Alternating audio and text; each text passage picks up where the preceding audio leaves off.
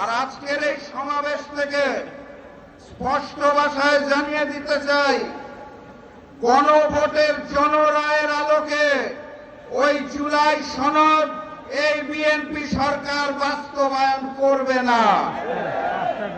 অতএব তাদেরকে বাস্তবায়ন করাতে হবে। আর আমাকে যারা প্রতিদিন প্রতিনিয়ত হত্যার হুমকি দিচ্ছেন তাদেরকে স্পষ্ট ভাষায় জানিয়ে দিতে চাই, বাংলাদেশের মানুষের সাথে বেইমানি করে দিল্লির সামনে মাথা নত করে আপনাদের মতো প্রতিদিন ঢুকে ঢুকে মরব না। আল্লাহ নির্ধারিত সময়ে মৃত্যুবরণ করব, তার আগে পর্যন্ত ইনসাফের জন্য লড়ব ইনশাআল্লাহ। সবাই লড়াইয়ে প্রস্তুত আছেন? আগামী লড়াইয়ের প্রস্তুতি আছে?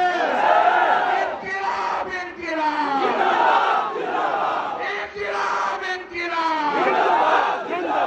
দেখা হবে বিজয়ে। বিজয়ের পথে যাত্রা শুরু জীবন অথবা মৃত্যু। আসসালামু আলাইকুম।